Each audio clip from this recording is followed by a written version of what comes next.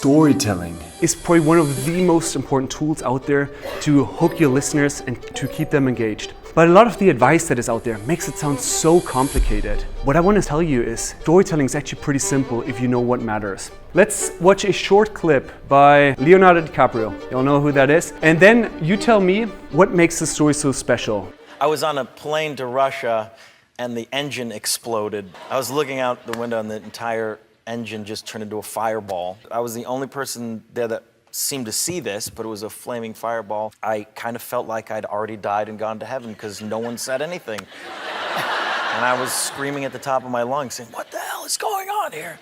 The stewardess came out and said, "We seem to have a slight problem here." And the Russian guy finally said, "What is the problem?"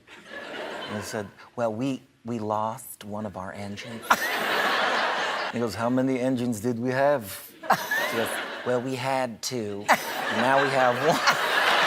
All right, Leonardo DiCaprio tells such an incredible story because he zooms into the moment. Let me show you what that means. Most of us, we tell stories like this.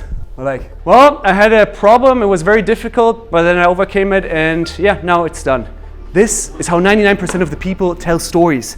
In the most high-level way possible, summarizing, not going into the details. Leonardo DiCaprio didn't just say, "Oh yes, I had a plane accident," or "the engines stopped working." No, he zoomed into the moment. So the best storytellers, they go into one specific moment, they look then into your face, they show us the emotions behind it. They zoom into one specific moment. That is the absolute most important thing when it comes to storytelling. Nothing is more important than that. Now, in case you're wondering, how can I do this? It's actually surprisingly simple, and I want to show you how. I'd love to have one volunteer for this. Yes, please come. Carolina, I'd love you to think about a moment where you messed up. Could be small, could be big, could be at work, could be outside of work. Okay, do you want to give us the one sentence summary? The moment when I fight with my boss and I was fired. Oh, okay, wow, that's a big moment there. The moment that she fought with her boss and was fired. Okay, now what I'd like you to do is to relive that moment. So for that, if you want to close your eyes, real quick, take a deep breath in. And now, when you go back to this moment, tell us, where are you? I was in his office and he asked me something that was not supposed for me to do. So I was really, really angry. And I thought, he doesn't have the right of doing it. So I start fighting for my position. And he tells me that I am too young to be such with big opinions. Technically, I couldn't be fired, but I was. I don't know how. Okay. He was so angry with me that he made a movement that allowed him to do it. So when I realized that, I was like, fuck. That's great. Okay, you can open your eyes again. Woo! Okay. Now, did you see what she did there? Carolina was just reliving the moment. I didn't even have to guide anything. Usually I have to give some more guidance, but Carolina was already into the zone. And so if you think about how can I tell interesting story, it's about closing your eyes and going back to the moment. Where are you? What are you seeing? What are you doing? What are you hearing? You shared the dialogue. You shared what was going on in your mind. That is storytelling. It's just about reliving the moment. Thank you so much. Let's do the same exercise that we did right now with Carolina, but I'll give you some more prompts. But for that, just close your eyes now for a second. Also, take a deep breath in. And now, think about a moment where you messed up, where you had some sort of problem. That can be small, big, any type of moment. It doesn't matter for this. Now, I want you to see, where are you? What are you seeing? What is happening? See it unfold in front of your eyes.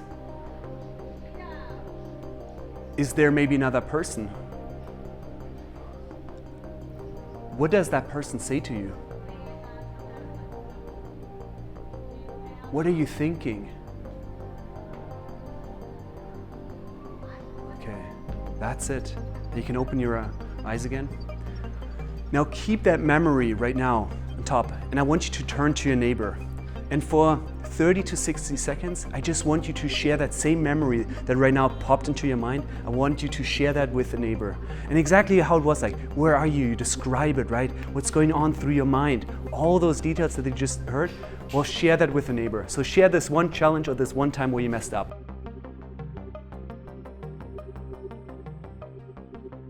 Anything else that you found interesting or challenging? You can learn anything, like you can learn something from anything. Like even if it's small, tiny, there's something there. True. And that's actually good because a lot of people overthink storytelling, that you always have to have the perfect story with the perfect arc. Hey, just take any challenge and tell me what you learned from that, and that is a great story. That's it. Like, don't think that I have to have the 17 steps of the hero's journey in order to change someone's life. No, it's you have a problem and what you learn from that. Zooming into the moment, the single most important thing. Reliving it, what you just did there, helps you get there. But I know a few of you, same as I, you want some sort of technique behind it, right? I'm German and I love technique. So how can you zoom into the moment? It's by a framework I call PAST, or PAST. The first technique is called place. What you want to do as soon as possible when you get into your story, state the location or state the place. Now, why does it matter so much? Because the moment you share the location, a movie starts playing in your head. Because when I say kitchen, you start, oh, I can see a kitchen. You're into the story already, and it's so easy, a movie starts playing there. For example, I can say, hey, 2 weeks ago, I'm in my apartment in Lisbon sitting on the couch. You start imagining then a certain couch. Or for example, hey, I'm standing in front of the conference room taking a deep breath. And then again, you're like, I think I've seen a conference room before, and you start picturing it. Now, does it matter whether, do I need to describe it in detail? I don't, right? Because a lot of storytellers, especially at the start, somehow the common advice is like, appeal to all the 5 senses, and then people are like, well, it was a sunny afternoon in Lisbon, birds were chirping, I smell the lavender in the air. And they go into all those details, which are completely useless for stories. So just, hey, state the place as soon as possible and get into it. That brings me to the second one, which is action. Leonardo DiCaprio's story started straight into the action, right? Boom, hey, you're in the plane, something is happening. And that's also what I want to advise you. If we look at this, let's say here's the line, here, this is the big moment, right? This is right now the moment that you right now just shared. That's the most emotional moment.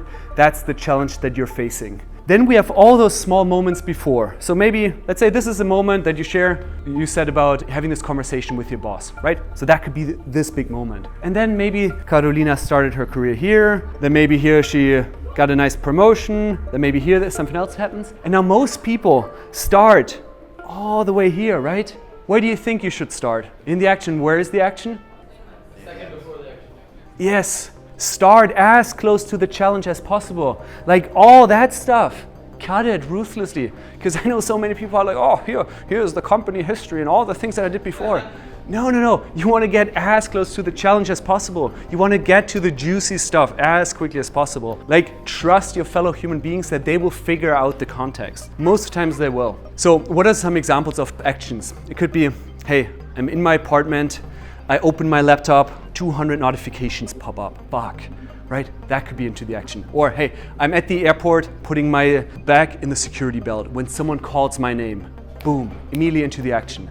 And so you want to start with those verbs, with those forward momentum. That's how you get into the action. Let's try this out right now. I want you to turn again to a neighbor, but this time a different neighbor. I know everyone comes here with their best friend, with their partner.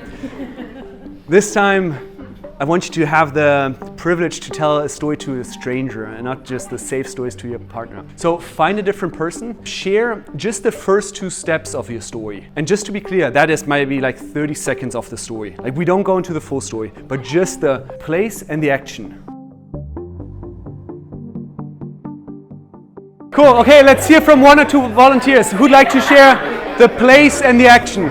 Yes, please, come here. What's your name? Daga, all right. Daga, nice to meet you.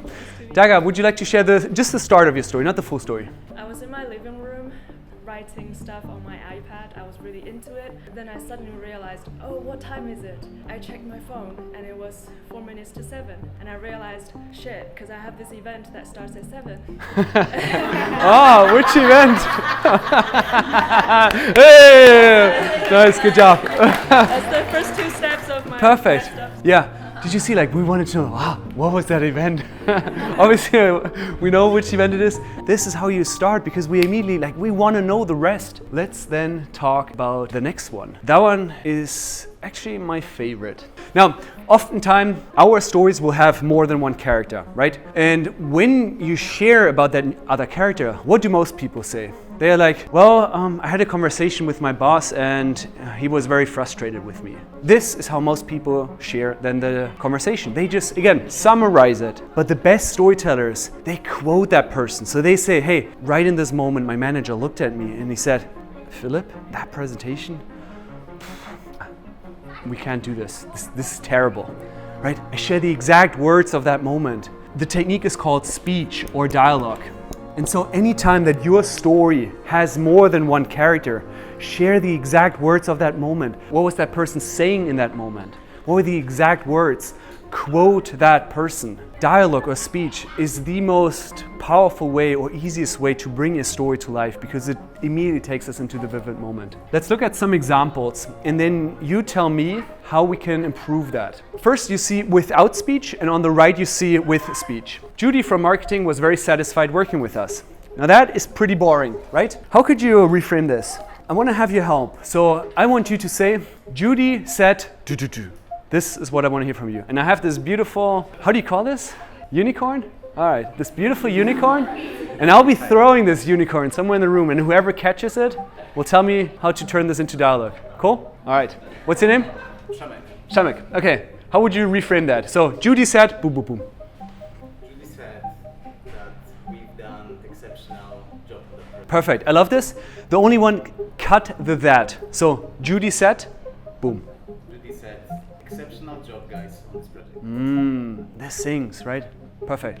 Right. Good stuff. All right. Judy called me and said, thank you, right? Without your help, we would have never gotten there. Then my manager wasn't happy with my presentation. What's your name? Monica. Monica, how would you reframe that? So my manager said, boom. So my manager said, Monica, I'm not very happy with your presentation and you need to redo it. Okay, perfect. Yeah. I'm not happy with your presentation and you got to redo this. Wonderful. Thank you so much. Okay. My manager said, what the hell is that? You were all over the place. You see, what you see there, right? The juicier it is, obviously the more interesting it will become. The customer didn't want to work with us. Let's see, all the way there. Yes. The customer said, thank you so much for your time, energy and effort, but we've decided we don't want to work with you. Okay, perfect. All right.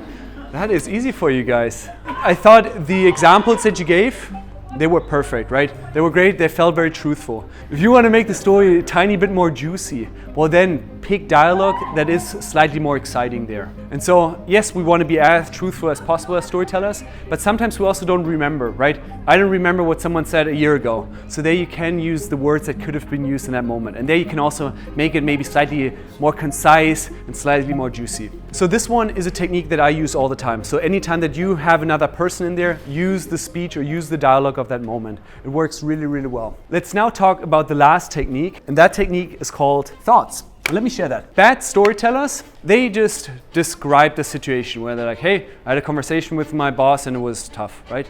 That's what they do. Amateur storytellers, they go already one step below that and they say, hey, I was very nervous in that moment, which is good, right? They share an emotion, but they don't fully take us there yet.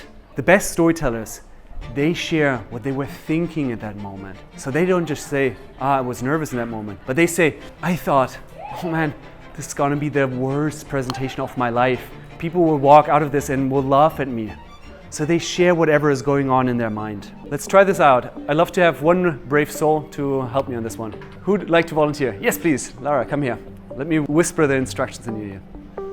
Okay, Lara will share now a moment, and yeah, you see the rest. I was at my kitchen counter at my apartment in Lisbon. It's the morning, I'm pretty hungry, so it's time to make some breakfast. Ooh, I'm so hungry. Oh, I haven't eaten the entire day. So I open the pantry and I get some peanut butter, I get some sourdough from my freezer. But I guess peanut butter, I don't want to gain weight again. And I decide, yeah, peanut butter, that sounds amazing. I'm super hungry right now. So I get out my sourdough, I toast it, put the peanut butter on top, I take a huge bite, and it's delicious. Ooh, Oh, I just want to eat peanut butter for the rest of my life. This is so freaking good. That is good job. Did you see that? I did some narration, the inner dialogue. And that's what you want to have more and more in your story, is to share what was going on in your mind. If I sometimes look at my stories, I think my stories are usually 90% just sharing the thoughts and then some other stuff. But usually the thoughts is what is the stuff that it makes you connect to other people. So if you want to make it more emotional, that's the way to go there. Let's look at some examples again, and I'll bring out this English unicorn again, and you tell me how to reframe that. Without thoughts, with thoughts.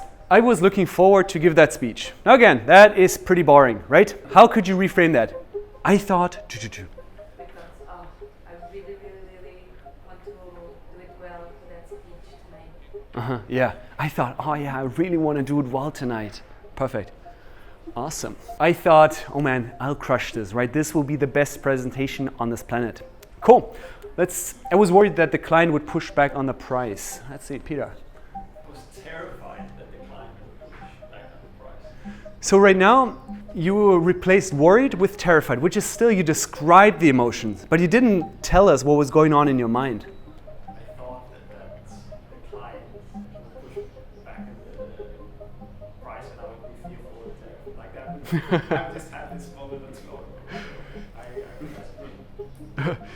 Peter, so right now you share me still the filtered version of your thought, which is okay, but our thoughts are not like, I thought, well, I'm very fearful and terrified that the client would push back on price. Your thoughts are much more raw, like, oh, neurotic, something happens. So share with us what is raw going on in your mind. Yes, Carolina. Something like I thought, oh my God, what happens if he pushes back the price? I'm not prepared to do that. Perfect, yeah. I love this. Now just try to deliver it not like a robot, but rather with emotion. I thought. I thought, oh my God. Perfect. Stupid client will try to push back the price and I will be so busy. Perfect, yes. Speech is outer dialogue, what you speak to the outside world or what you hear. And thoughts is inner dialogue. It's what's going on in your mind. I know some of us, at least to the outside, we often try to sound as sophisticated, as smart as possible. But when you share those thoughts, the more raw they are, the more interesting it will be. And so yeah, I thought, hey, the moment that she sees the price, she'll walk out of this door laughing. With that, let's give you a chance to try this out. You told your story already 2 times. Now this time, you tell it one final time, but you include all of those ones. But I want you to put extra emphasis on these 2 here. And it could be that it doesn't have necessarily 2 of them, but I want one of them to be very, very dominant there. And I'm pretty sure that thoughts should be in each one of your stories. If there's a great another character, then share the speech, but focus especially on those 2.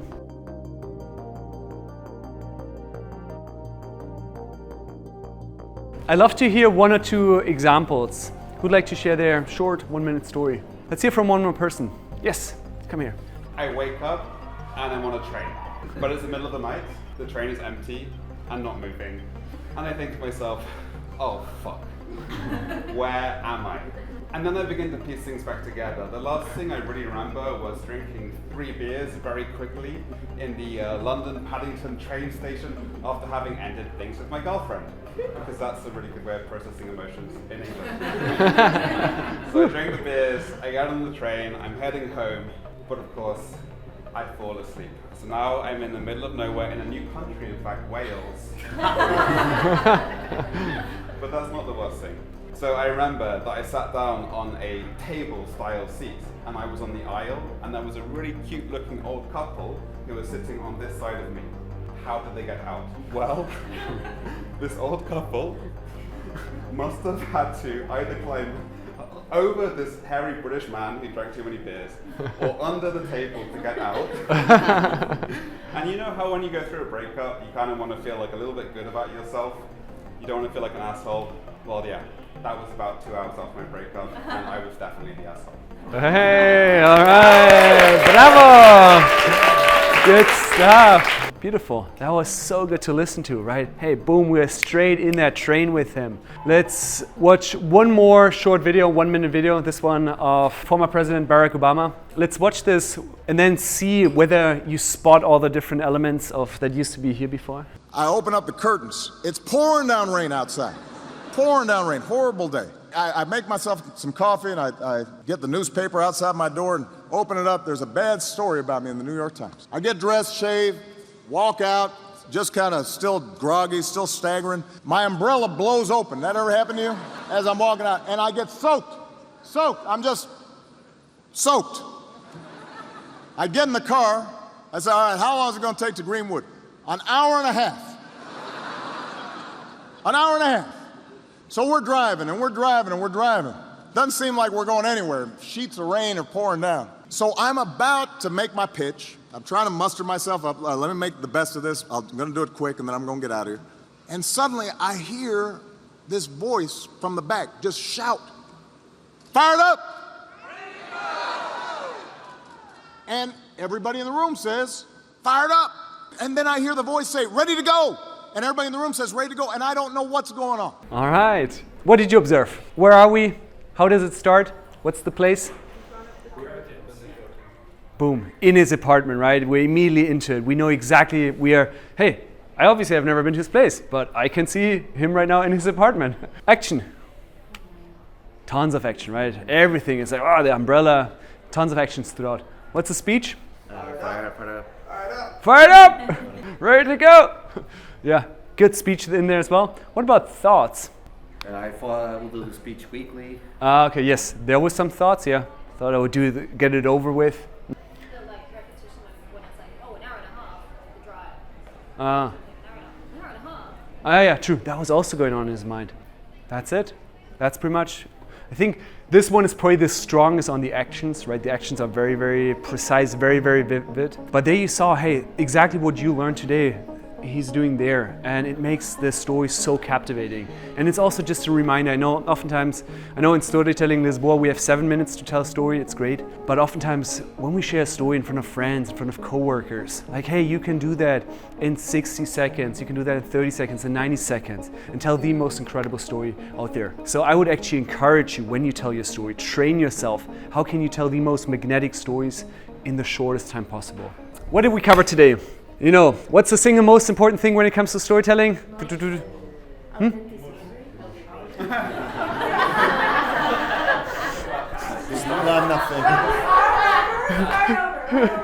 What's the single most important thing when it comes to storytelling? Zooming into the one moment. Yes, thank you. Okay, wonderful. How can we do this? One, by reliving it, right? You just relive the memory and you share it out loud. That's the first one. And if you want to have it more technical, you focus on PAST, so zoom into the past. Place, action, speech, and thoughts.